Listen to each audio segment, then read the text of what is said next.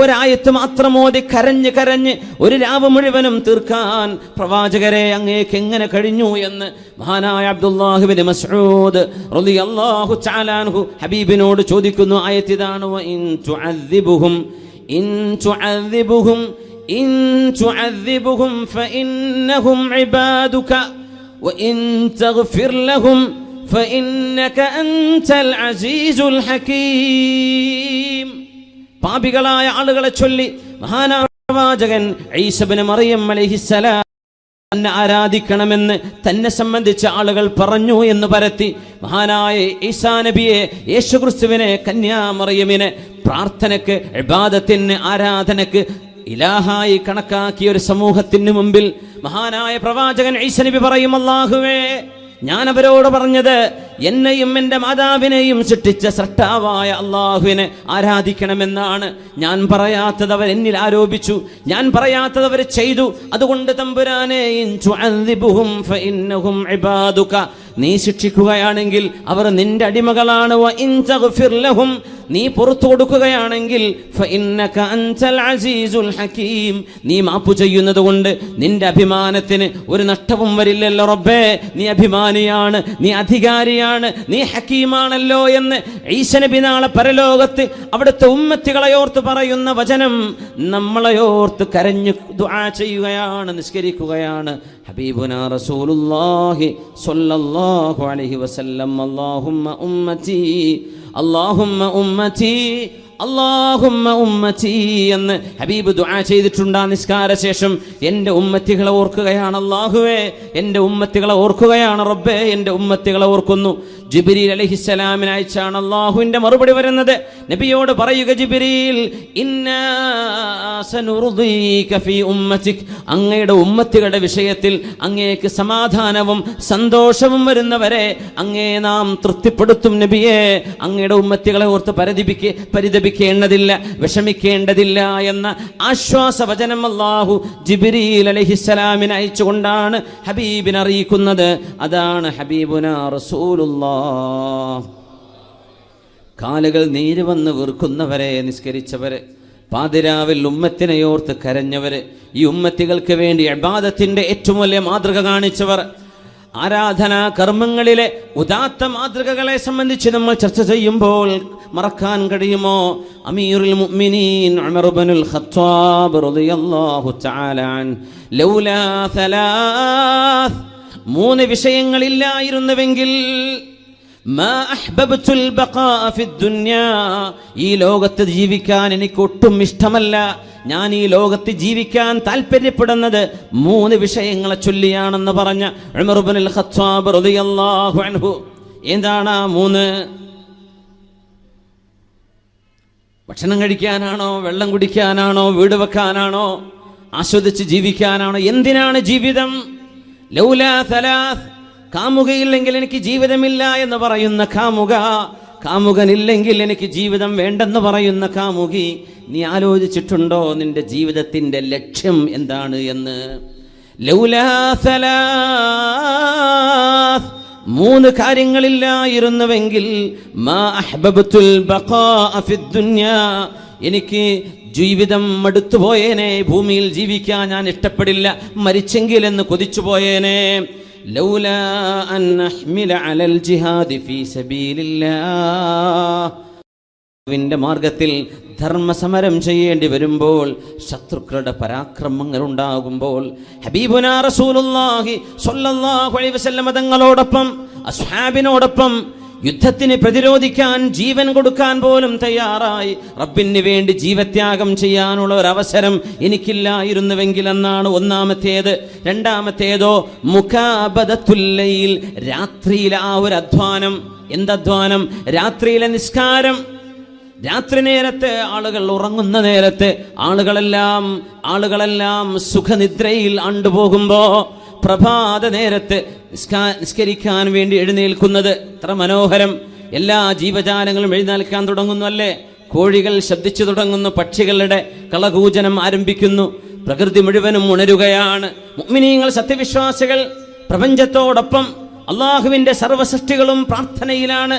യുസബ്ബിഹു ലില്ലാഹി മാ ഫിസ് സമാവാതി വമാ ഫിൽ അർദ്.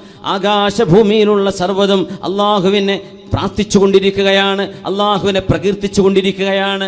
സുബ്ഹി നേരം വരേക്കുമുള്ള രാത്രിയിലെ തഹജ്ജുദ് നിസ്കാരത്തിൻ്റെ മധുരമില്ലായിരുന്നുവെങ്കിൽ ഞാനിവിടെ ജീവിക്കാൻ കൊതിക്കില്ല എന്ന് ഉമർ ഇബ്നുൽ ഖത്താബ് റളിയല്ലാഹു അൻഹു. രാത്രി മുഴുവനും കളി കണ്ടിരിക്കുന്ന ചെറുപ്പക്കാർ ആലോചിക്കണം, കളി കണ്ട് ഉറക്കമൊഴിച്ചതിനൊക്കെ പകരം അള്ളാഹുവിന് വേണ്ടി നിസ്കരിച്ചുകൊണ്ട് ഒരു പ്രായശ്ചിത്തം ചെയ്യണ്ടയോ? ഒരു ക്ഷീണമില്ലാതെ, ഒരു വിഷമമില്ലാതെ ടി വിയിലേക്ക്, ചാനലുകളിലേക്ക് മാറി മാറി, സ്പോർട്സ് ചാനലുകൾ മാറ്റി മാറ്റി നേരം പുലരുന്നവരെ ഉറക്കമൊഴിക്കുന്ന ചെറുപ്പക്കാരാ, നീ ചെയ്ത ഈ ഏറ്റവും വിലപ്പെട്ട സമയം അള്ളാഹുവിന് വേണ്ടി കൊടുക്കേണ്ട നേരം നഷ്ടപ്പെടുത്തിയതിന് ഒരു പ്രായശ്ചിത്തം വേണ്ടയോ? ഒരു പ്രായശ്ചിത്തം വേണ്ടേ? ഒരു പ്രായശ്ചിത്തം വേണ്ടേ? ഇബ്നു അയ്യാഷ് 20 വർഷം രാജാവിന് പാദസേവ ചെയ്തതിന് പ്രായശ്ചിത്തമായിട്ടാണ് പിന്നെ ഒരു 20 വർഷം അല്ലാഹുവിൻ്റെ റസൂലിൻ്റെ പള്ളിയിൽ മദീനത്തുൻ നബിയിൽ മസ്ജിദ് റസൂലില്ലാഹ് ഹബീബുനാ റസൂലുള്ളാഹി സ്വല്ലല്ലാഹു അലൈഹി വസല്ലം കിടന്നുറങ്ങുന്ന, വിശ്രമിക്കുന്ന ആ പള്ളിയിൽ അതിന് തത്തുല്യമായ കാലം ഖിദ്മത്ത് ചെയ്ത് ജീവിച്ചു. രാജാവിന് ചെയ്തു കൊടുത്ത ആ ഒരു കാലഘട്ടം കൊണ്ട് നഷ്ടപ്പെടുത്തിയതിന് പ്രായശ്ചിത്തമായിട്ട് ബാക്കിയുള്ള കാലം ഒരു 20 ആണ്ടുകൾ ഹബീബിൻ്റെ പള്ളിയിൽ, ഹബീബിനാവട്ടെ രാജകുമാരൻ അള്ളാഹുവിൻ്റെ ഹബീബിൻ്റെ പള്ളിയിൽ അള്ളാഹുവിൻ്റെ ഹബീബിന് വേണ്ടി 20 കൊല്ലം ഖിദ്മത്ത് ചെയ്ത് ജീവിക്കുന്നു. പ്രായശ്ചിത്തമാണത്. മനസ്സിൽ തോന്നുന്ന ഒരു പ്രായശ്ചിത്ത ബോധം, കുറ്റബോധം നമുക്കത് തോന്നണം. ചെറുപ്പക്കാരാ, പ്രായത്തിൻ്റെ ആ ഒരു ചെറുപ്പത്തിൽ നമ്മൾ സംഭവിച്ചു പോകുന്ന ജീവിതത്തിൽ താളപ്പിഴകളെ പരിഹരിക്കണം, തിരിച്ചു കൊണ്ടുവരണം. താളപ്പിഴകളില്ലാതെ ജീവിതത്തിൻ്റെ മെയിൻ സ്ട്രീമിലേക്ക് കടക്കാൻ കഴിഞ്ഞവർ ഭാഗ്യവാന്മാർ. താളം തെറ്റിപ്പോയി തിരിച്ചു വരുന്നു, ഭാഗ്യവാന്മാർ തന്നെ, അവർ മോശക്കാരല്ല. അല്ലാഹു തആല പറയുന്നു, ഫച്ചാഇബു മിൻഹു, നിങ്ങളിൽ നിന്ന് ആരെല്ലാം എന്നോട് പശ്ചാത്തപിച്ചു വരുന്നുവോ, അന ഹബീബുഹു, ഞാനവൻ്റെ ഹബീബായ കൂട്ടുകാരനാണെന്ന് അള്ളാഹു പറയുന്ന ഒരു ഖുദ്സിയായ ഹദീസുണ്ട്. എന്നിൽ നിന്ന് തെറ്റിപ്പിരിഞ്ഞു പോയവര് എന്നിലേക്ക് തിരിച്ചു വരികയാണെങ്കിൽ, ഒരടി വെച്ചാൽ, ഒരു ചാണ് വന്നാൽ, ഒരു മുഴം അള്ളാഹു അങ്ങോട്ട്, നമ്മളൊരു ചാണെടുത്തു അപ്പോഴേക്കും ഒരു മുഴം അള്ളാഹു. അതുകൊണ്ടാണ് ജമാഅത്തിന് കൂടുമ്പോഴേക്കും തറാവീഹിനുള്ള തൗഫീഖ് നൽകുന്നത്, ഖിയാമുൽ ലൈലിന് തൗഫീഖ് നൽകുന്നത്, ഇതുപോലെയുള്ള മജ്ലിസുൽ ഇൽമിലേക്ക് വന്നിരിക്കാൻ തൗഫീഖ് ഉണ്ടാകുന്നത് അള്ളാഹു ചെയ്തൊരു സൗഭാഗ്യമല്ലേ? ഒരു ചാണാകുമ്പോൾ അള്ളാഹു ഒരു മുഴം ചെന്നാൽ അള്ളാഹു ചാല ഒരു കൈ നീളം മുഴുവനും അള്ളാഹുവിലേക്ക്, അത്രയും റബ്ബിലേക്ക് അടുത്താലോ.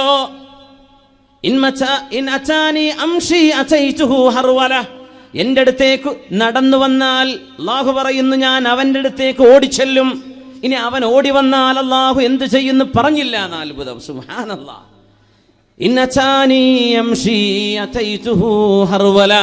എന്നിലേക്ക് നടന്നു വന്നാൽ ഞാൻ അവനിലേക്ക് ഓടിയടുക്കും. എന്നിൽ നിന്ന് അകന്നുപോയവർ തിരിച്ചു വരുമ്പോൾ ഞാൻ അവരെ കൈകൊടുത്ത് സ്വീകരിക്കും എന്ന് പറഞ്ഞ അല്ലാഹു ജല്ല ജലാലുവിൻ്റെ കാരുണ്യത്തിൽ നിന്ന് എങ്ങോട്ടാ നമ്മളെ ഓടുന്നത്? അഷ്റഫുൽ ഖൽഖിന്റെ ഹുബ്ബിൽ നിന്ന്, അള്ളാഹുവിനോടുള്ള വിധേയത്വത്തിൽ നിന്ന് എങ്ങോട്ടാണ് നമ്മൾ പോകുന്നത്? റളിയല്ലാഹു അൻഹു പറയുന്നു, 3 വിഷയങ്ങളില്ലായിരുന്നുവെങ്കിൽ ഈ ലോകത്ത് ജീവിക്കാൻ ഞാൻ ഇഷ്ടപ്പെടുന്നില്ല. രണ്ടാമത്തേത് രാത്രിയിലെ നിസ്കാരമാണ്. മൂന്നാമത്തേത് മുജാലസതു അഖ്വാമിൻ യൻതഖൂന അതായിബൽ കലിമി കമാ യുൻതഖാ അതായിബുസ് സമർ. എനിക്ക് ചില സദസ്സുകളിൽ ചെന്നിരിക്കാനുള്ള സൗഭാഗ്യമുണ്ടാകുമ്പോൾ ഓർത്തുപോകുന്നു, അടുത്തൊന്നും മരിക്കല്ലേ എന്ന്. ഉമർ എന്നവർ പറയാ, എൻ്റെ ജീവിതം നീണ്ടുപോയെങ്കിലെന്ന് കൊതിക്കുന്നു. മുജാലസതു അഖ്വാമിൻ, ഒരു ഉമ്മത്തിന്റെ കൂടെ ഇരിക്കാൻ ആഗ്രഹമുണ്ട്.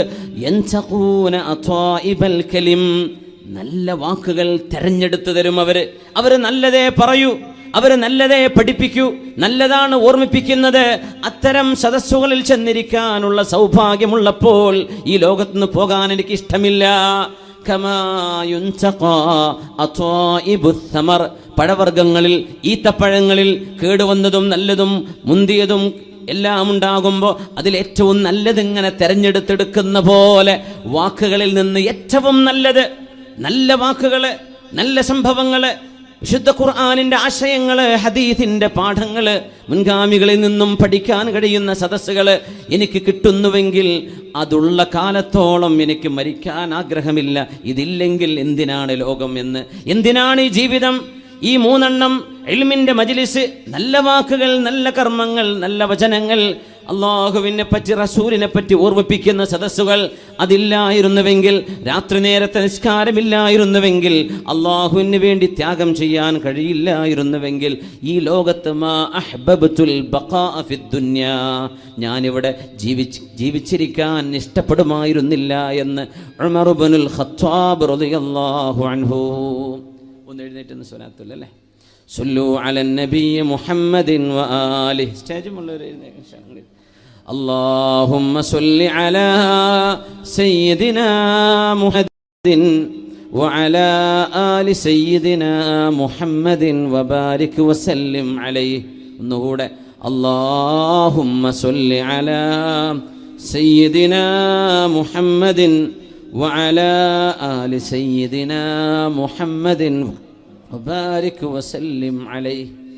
اللهم صل على سيدنا محمد وعلى آل سيدنا محمد وبارك وسلم عليه.